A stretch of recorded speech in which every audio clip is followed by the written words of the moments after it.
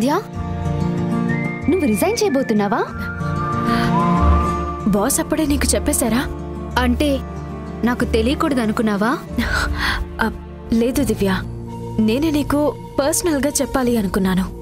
నాకు చెప్పడం చెప్పకపోవడం కాదు, మీ అమ్మా నాన్న కోసం జాబ్ చేస్తున్న నువ్వు సడన్ గా రిజైన్ చేయడం ఏంటి?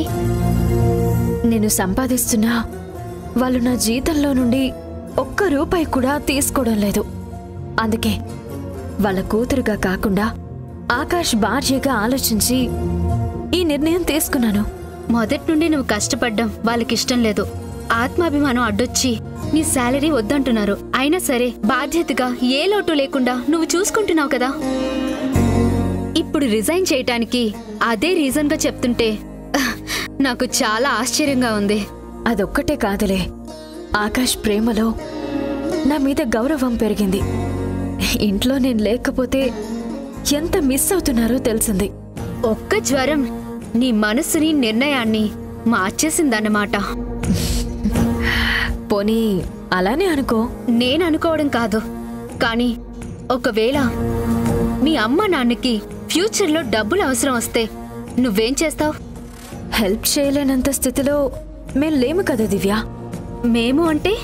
నేను ఆకాష్. అంటే జాబ్ చేయకపోయినా నీ దగ్గర డబ్బుంటుందా? చాలా ఓవర్ చేస్తున్నావు దివ్య. అమ్మ నాన్నకి సహాయం చేయాలంటే డబ్బు నాదే కావాలా? ఆకాష్ డబ్బు నాది కాదా? నీదే అవుతుంది, కాదనను. కానీ ఆ డబ్బును నువ్వు సంపాదించిన డబ్బంతా స్వేచ్ఛగా ఖర్చు పెట్టలేవు కదా. ఆకాష్లో మార్పు తెలియక నువ్విలా మాట్లాడుతున్నావు. ఆకాష్లో మార్పు నాకు అవసరం, కానీ నీలో ఈ మార్పు మాత్రం కరెక్ట్ కాదేమో అనిపిస్తుంది.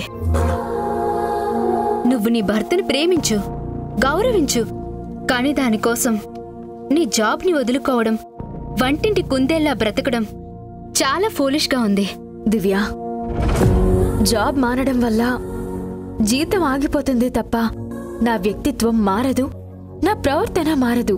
కొన్ని నిమిషాల ముందు వరకు నీ నిర్ణయం కూడా మారదు అనుకున్నాను. ఇప్పుడు మారింది కదా. ఈ మార్పుకి కారణం ఆకాష్ అని చెప్తున్నాను కదా. ఆయనకి నేనొక ఇల్లాలుగా కావాలి. నేను భయపడేది కూడా అదే. ఆకాష్కి కేవలం నువ్వు మాత్రమే కావాలి. నీ గతం, ఆ జ్ఞాపకాలు, బంధాలు, బాధ్యతలు ఏవి అతనికి అక్కర్లేదు.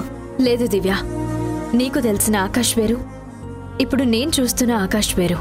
అన్నీ ఆలోచించి నేను ఈ నిర్ణయం తీసుకున్నాను. సరే సంధ్య, నీ ఇష్ట ప్రకారమే చెయ్యి. మోరోవర్, ఇది నీ పర్సనల్ లైఫ్. ఇంతకు మించి నేనేం మాట్లాడకూడదు, సలహా కూడా ఇవ్వకూడదు. All the best. Thank you Divya. నేను బయలుదేరుతాను.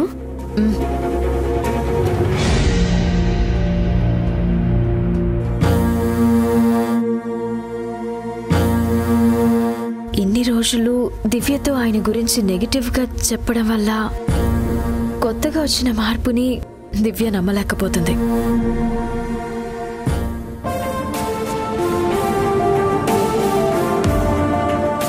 ఈ వెంచర్ నువ్వు అనుకున్న దానికంటే తొందరగానే ఫినిష్ చేస్తున్నట్టున్నావు. బిజినెస్ లాభాలు, లైఫ్లో హ్యాపీనెస్. మన బ్యాచ్లో నీ అంత పర్ఫెక్ట్గా ఎవ్వడూ ప్లాన్ చేయలేడు. లేదురా, నా లైఫ్ పర్ఫెక్ట్గా లేదు. మీకు కంటికి కనపడుతోంది వేరు, నేను మనసుతో చూస్తోంది వేరు. నిజం చెప్పాలంటే నా లైఫ్ నేను అనుకున్నట్టు లేదు. దానికి కారణం నా వైఫ్. ఏంట్రా అలా మాట్లాడుతున్నావు? ప్రేమించిన అమ్మాయిని వెంటపడి మరీ పెళ్లి చేసుకున్నావు కదా. నిజమే, వెంటపడి దక్కించుకున్నాను. మనస్ఫూర్తిగా తను పెళ్లికి ఒప్పుకోకపోవటం వల్లనేమో తను పూర్తిగా నా సొంతం కాలేదు. సంధ్య అన్న పేరు తెలిసిన క్షణమే ఈ అమ్మాయిని నేను ప్రేమించాను. పెళ్లి చేసుకుంటే నా సంధ్యలాగే ఉంటుందని ఊహించుకున్నాను. దూరమైన నా మొదటి భార్య నన్నెంతలా ప్రేమించిందో, నేనే సర్వస్వం అని ఎలా నమ్మిందో తను కూడా అలానే ఉండాలని కోరుకున్నాను. కానీ నా ఆశలు, కోరికలు అన్నీ దూరం అయ్యాయి. అంటే నీ వైఫ్ నీతో ప్రేమగా ఉండడం లేదా? ఉంటుంది, కానీ ఆ ప్రేమ నాకొక్కడికే సొంతం అవటం లేదు. మధ్యలో వాళ్ళమ్మ నాన్న వస్తున్నారు. మా మధ్య గొడవలకి వాళ్లే కారణం అవుతున్నారు. అమ్మా నాన్నంటే నీ వైఫ్ అత్తామామే కదా? అవునరా, వాళ్లే. ప్రాణంగా ప్రేమిస్తున్న నేనున్నాను, అయినా సరే వాళ్లే ఎక్కువ. వాళ్ల తర్వాతే అంటే కోపం రాకుండా ఎలా ఉంటుంది? తన లైఫ్లో ఫస్ట్ ప్రయారిటీ నేనే ఉండాలి అనుకుంటాను. కానీ తనేమో అమ్మా నాన్నను తీసుకొనొచ్చి మా ఇద్దరి మధ్యన అడ్డుగా పెడుతుంది. లాస్ట్ టైం వాళ్ళ నాన్న పుట్టినరోజుకి వెళ్ళనివ్వకూడదు అని జ్వరం వచ్చినట్టు నటించాను, అంతే. వారం రోజులు ఎక్కడికి కదలకుండా తను నా పక్కనే ఉంది. వాళ్ళ పేరెంట్స్కి కాల్ కూడా చేయలేదు. వాళ్ళింటికి వెళ్లాలన్న ఆలోచనే రాలేదు. లిటరల్గా చెప్పాలి అంటే నా సేవలో వాళ్ళని మర్చిపోయింది. లైఫ్ మొత్తం నా విషయంలో సంధ్య ఇలాగే ఉండాలని కోరుకున్నాన్రా. అలాగని రోజు ఏదో ఒక రోగం తెచ్చుకొని ఇంట్లోనే ఉండలేను కదా. మా ఇద్దరి మధ్య గొడవలకి కారణం వాళ్ళమ్మా నాన్న అని తెలిసి కూడా తనలో ఏమాత్రం మార్పు రావట్లేదు. తను మనసు మార్చుకోవట్లేదు. కానీ ఈ బిహేవియర్ వల్ల నేను మాత్రం చాలా మారిపోతున్నాన్రా. అప్పటి వరకు సంతోషంగానే ఉంటాను. సంధ్య నా మీద చూపిస్తున్న ప్రేమకి చాలా ఎంజాయ్ చేస్తూ ఉంటాను. కానీ సడన్గా ఏదో ఒక్క పాయింట్లో ఈ అమ్మాయి నా సొంతం కాదు, మా మధ్య ఇంకా దూరం ఉందని గుర్తుకొస్తే చాలు, ఒక్కసారిగా నా మొహంలో రంగులన్నీ మారిపోతూ ఉంటాయి. సంధ్య మీద ప్రేమ మాయమై చాలా కోపం మిగులుతుందిరా. రే ఆకాష్, పెళ్లికి ముందు లైఫ్ ఎలా ఉన్నా పెళ్లి తర్వాత అడ్జస్ట్ అవ్వాలరా. అడ్జస్ట్ అవ్వడం ఏంట్రా? తాళి కట్టిన మరుక్షణం నా సంధ్య నా సొంతం కాదా? తను కూడా నాలాగే ఫీల్ అవ్వాలని కోరుకోవడం తప్ప? బాధ్యత కొద్దీ చూసుకుంటున్న అత్తమామల కన్నా మా ఇద్దరి బంధం గొప్పదని చెప్పడం తప్ప? రీసెంట్గా ఆ ఇంటి స్థలం గురించి ఎన్ని గొడవలు అవుతున్నాయో తెలుసా? ఇప్పటికీ అదే కంటిన్యూ అవుతోంది. ఆ స్థలం అమ్మితే నేను బిజినెస్లో బాగా సెటిల్ అవుతానని చెప్తున్నా కూడా ఇంకా వాళ్ళ అమ్మ నాన్నకే సపోర్ట్ చేస్తోంది. సంధ్య నన్ను ఎప్పుడు అర్థం చేసుకుంటుందో తెలియటం లేదురా. అమ్మ నాన్న కన్నా నేనే ఎక్కువ అని ఫీల్ అయ్యి నా ఒక్కడికే సొంతమయ్యే రోజు ఎప్పుడు వస్తుందో అర్థం కావట్లేదురా. అప్పటి వరకు నన్ను నేను కంట్రోల్ చేసుకోలేను.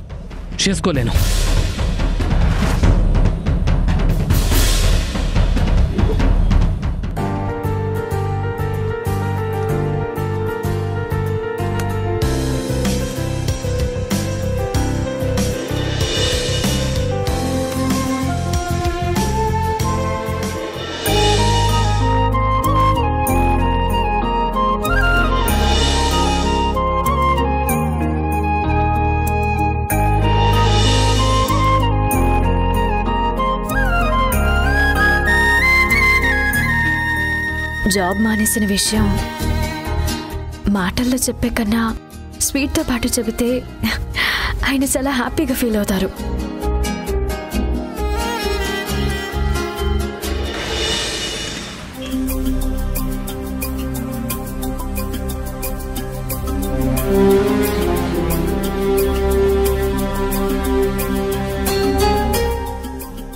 సంధ్య, నువ్వేంటి టైంలో ఇంట్లో ఉన్నావు? మార్నింగ్ ఆఫీస్కి వెళ్ళావు కదా? వెళ్ళాను, వచ్చాను. ఇంకెప్పుడు వెళ్ళను. అంటే ముందు స్వీట్ తీసుకోండి, అప్పుడు గుడ్ న్యూస్ చెప్తాను. నువ్వు కూడా తిను. ఇప్పుడు చెప్పు, ఏంటా గుడ్ న్యూస్? నేను జాబ్ రిజైన్ చేశానండి.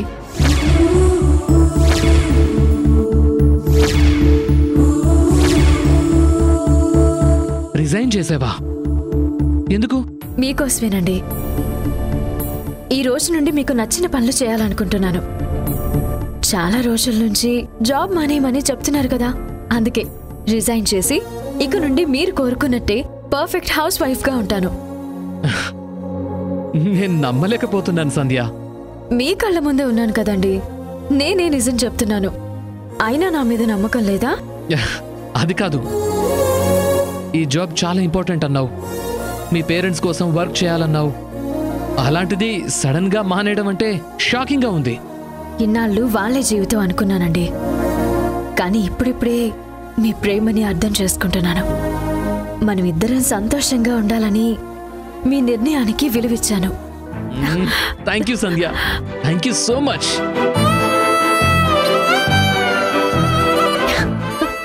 ఇన్నాళ్లకు నన్ను అర్థం చేసుకున్నావు. లైఫ్లో ఫస్ట్ టైం ఒక గొప్ప నిర్ణయం తీసుకున్నావు. నిజం చెప్పాలంటే ఇది జస్ట్ నిర్ణయం కాదు, నా కోసం నువ్వు చేస్తున్న త్యాగం. మీ అమ్మ నాన్నల కంటే నేనే ఎక్కువ అని ఫీల్ అయ్యావు చూడు. నా జీవితానికి ఆ ఒక్క మాట చాలు. నువ్వు నాకు నచ్చినట్టు ఉండాలని డిసైడ్ అయినందుకు నేను కూడా నువ్వేది కోరుకుంటే అది చేయడానికి సిద్ధంగా ఉన్నాను. చెప్పు సంధ్య, నేనేం చేయాలి? నీకేం కావాలి? ఇద్దరం కలిసి బయటికి వెళ్దామండి. నీ మనసు ఎంత పెద్దదో దానిలో ఆశలు కోరికలు అవి చాలా చిన్నవి సంధ్య. నీలో నాకు నచ్చిన వాటిలో ఇది ఒకటి. వెళ్ళి రెడీ అయ్యిరా. ఈ రోజు నువ్వు ఇంటికి తిరిగి వెళ్దామనే వరకు సిటీ మొత్తం చుట్టేద్దాం, సరేనా? సరేనండి, ఇప్పుడే రెడీ అయ్యి వస్తాను. ఓకే.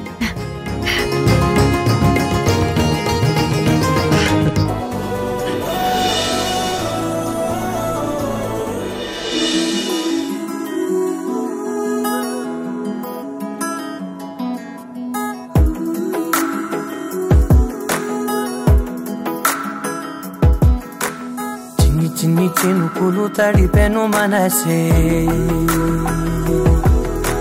చిన్ని చిన్ని గురుతులు గుండెలో నా కురిసే, చిన్ని చిన్ని సంగతుల్ని పోగు చేసే వయసే, చిన్ని చిన్ని పరుగుల తీరమేదో తెలిసే, నా గుండెలో నీకోగది ఆకాశమే దాచేనది, నా కళ్ళలో నీ ఊహల ప్రవాహమైపోతున్నది, నాదో క్షణం నీదో క్షణం ఏ వైపు సాగేది, చిన్ని చిన్ని చినుకులు తడిపెను మనసే, చిన్ని చిన్ని గురుతులు గుండెలో నా కురిసే.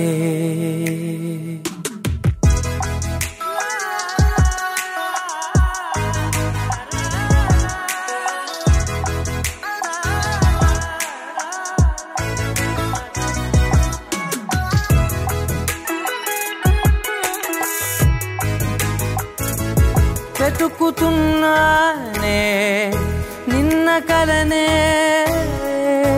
రేపటి ఊహకే వెళ్ళలేనే, ఈ చిన్ని జ్ఞాపకాల వర్షాలలో నా గమ్యమేమిటంటే వైపు చూపాలిలే.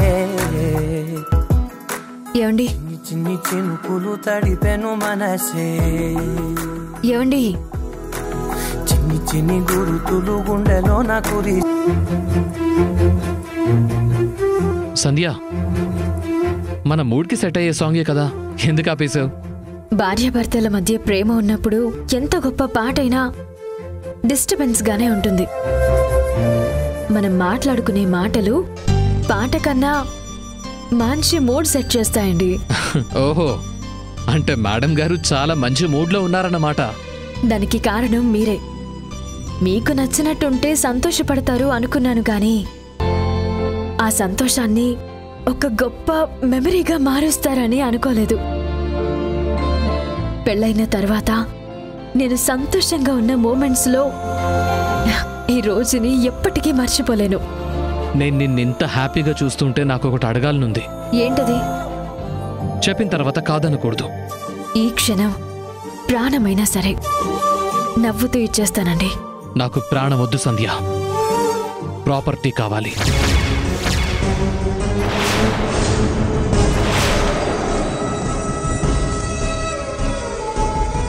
నీ అమ్మా నాన్నలుంటున్న ఇంటిని అమ్మే.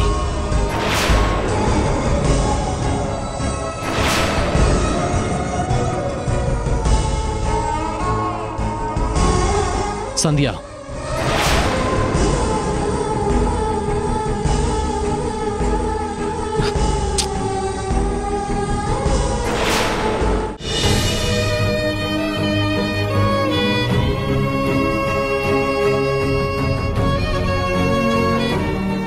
సంధ్య అలా సైలెంట్గా ఉన్నావు? నీ మౌనంలో నాకే ఆన్సర్ వినిపించడం లేదు. నాకు నచ్చినట్టు నువ్వుంటే మంచి మంచి మెమరీస్ ఇస్తానన్నావు. ఇల్లు గురించి అడగగానే మొహం మార్చుకున్నావు. అంటే అన్న మాట అబద్ధమా, లేకపోతే నీ ప్రేమ అబద్ధమా? ఏది నిజమో ఏది అబద్ధమో నేను చెప్తే గానీ తెలుసుకోలేకపోతున్నారా? అర్థం కాకే కదా అడుగుతున్నాను.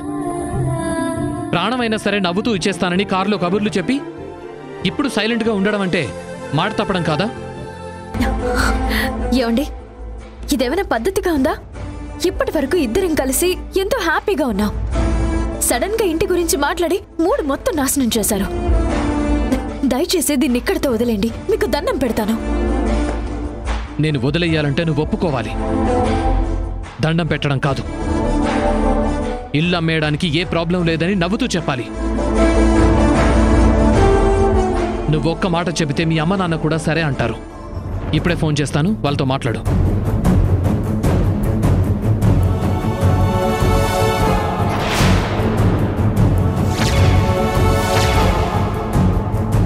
కాల్ ఎందుకు కట్ చేశావు? మీ మనసులో ఇంటి గురించి ఆలోచన మాయమైందనుకున్నాను, కానీ అదంతా మాయ అని ఇప్పుడు అర్థమవుతుంది. నీరసంగా ఉన్నప్పుడు నా పేరుని కలవరిస్తుంటే అదంతా ప్రేమే అనుకున్నాను.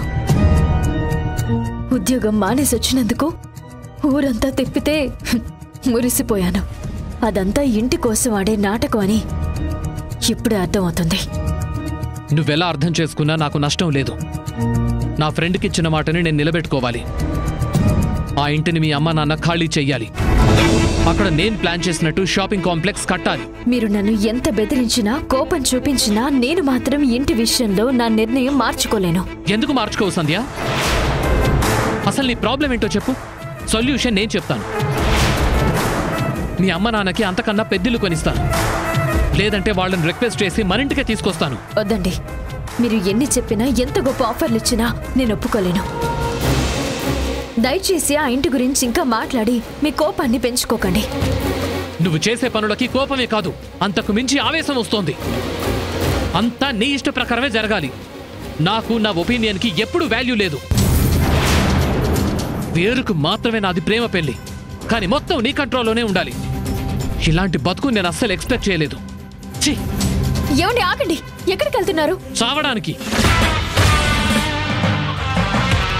ఏ దానికి కూడా నీ పర్మిషన్ తీసుకోవాలా? నీకు నచ్చినట్టు నువ్వు బతుకుతున్నావు కదా, నాకు నచ్చినట్టు నన్ను బతకనివ్వు, లేదంటే చావనివ్వు. ప్రతిదానికి అడ్డుపడ్డం నీకు బాగా అలవాటైపోయింది. ఛీ!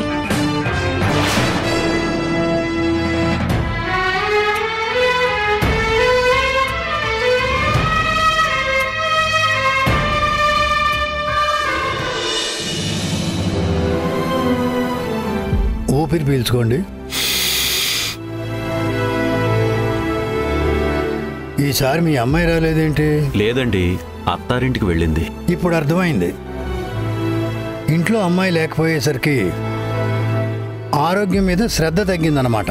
అందుకేనా రెగ్యులర్గా చెకప్కి రావట్లేదు? అబ్బే, అలా ఏం లేదండి. డాక్టర్ దగ్గర లాయర్ దగ్గర అబద్ధం చెప్పకూడదు, ఈజీగా దొరికిపోతారు. లాస్ట్ టైము మీకు హార్ట్ స్ట్రోక్ వచ్చిన విషయం గుర్తుందా? అప్పుడే మీకు మంత్కి ఒకసారి చెకప్కి రావాలని చెప్పాను కదా. చెప్పారు డాక్టర్, కానీ నేనే బద్దకించి. ఆరోగ్య విషయంలో బద్ధకం ఉంటే ఎలాగండి? మీ హార్ట్ చాలా వీక్గా ఉంది. లాస్ట్ టైం రాసిచ్చిన మందులు వేసుకోవడం లేదా? వేసుకుంటున్నానండి, కాకపోతే అప్పుడప్పుడు మర్చిపోతున్నాను. మీ పద్ధతి ఏం బాగా లేదండి. మీతో మాట్లాడి ప్రయోజనం లేదు.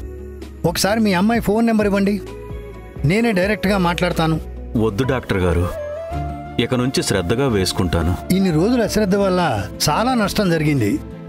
ఇది ఎంత రిస్కో మీకు అర్థం కావట్లేదు. ఒక మనిషికి హార్ట్ అటాక్ వచ్చిందంటే ప్రాణాలకి వార్నింగ్ బెల్ ఇచ్చినట్టే. ఎప్పుడు ఏం జరుగుతుందో ఎవ్వరూ చెప్పలేరు.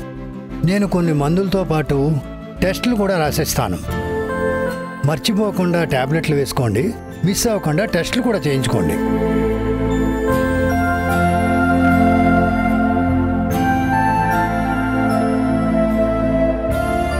ఈ టెస్టులకి మందులకి ఎంత ఖర్చు అవుతుందండి? 10 నుంచి 15,000 దాకా ఖర్చు అవుతుంది. అంత అవుతుందా? తక్కువలో ఏం ఉండవా డాక్టర్ గారు? ఆరోగ్యం దగ్గర బేరాలు ఉండవండి. రెగ్యులర్గా చెకప్కి వచ్చి మందులు వేసుకుంటే ఈ టెస్టుల్లో సగం చేయించుకున్నా సరిపోయేది. మీ అశ్రద్ధ బద్ధకం వల్ల ఆరోగ్యం పాడవడమే కాదు, ఖర్చులు కూడా పెరుగుతాయి. సూద్తో పోయేదాన్ని సర్జరీ దాకా తెచ్చుకోకండి. సరే డాక్టర్ గారు, వస్తానండి.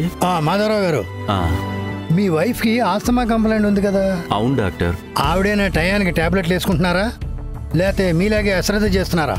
లేదు డాక్టర్ గారు, వేసుకుంటోంది. మీ మాటలు నమ్మడానికి లేదండి. నెక్స్ట్ టైం వచ్చేప్పుడు ఆవిడని కూడా తీసుకురండి, ఒకసారి చెక్ చేస్తాను. అవసరమైతే ఆవిడ కూడా టెస్టులు చేయిద్దాం. సరే డాక్టర్ గారు.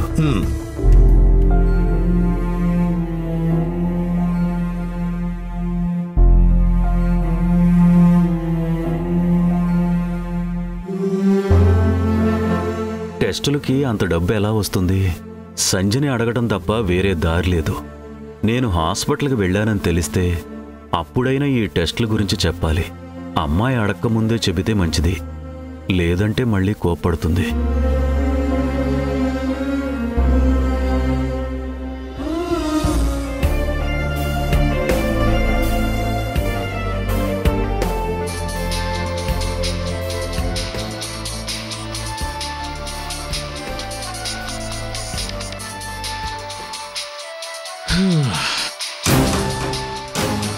వీళ్ళకి వేరే పని లేనట్టుంది. ఉదయాన్నే స్టార్ట్ చేశారు. అమ్మా సంధ్య. సంధ్య కాదు, ఆమె మొగుణ్ణి. బాబు ఆకాశు, సంధ్య ఉందా? ఉంది. మీ నాన్న కాల్ చేశారు. ఎందుకండి? నాకేం తెలుసు? ఈరోజు హాస్పిటల్కి వెళ్తానని చెప్పారు, దాని గురించి మాట్లాడడానికేమో. మాట్లాడడానికేనా, లేదంటే మందులకు డబ్బులు అడగడానికా? అడిగితే ఇస్తానండి, అందులో తప్పే ఉంది. సొంత ఇల్లుండి కూడా ఇలా ముష్టి వాళ్ళలా బతికే కన్నా ఉరేసుకొని చావచ్చు కదా.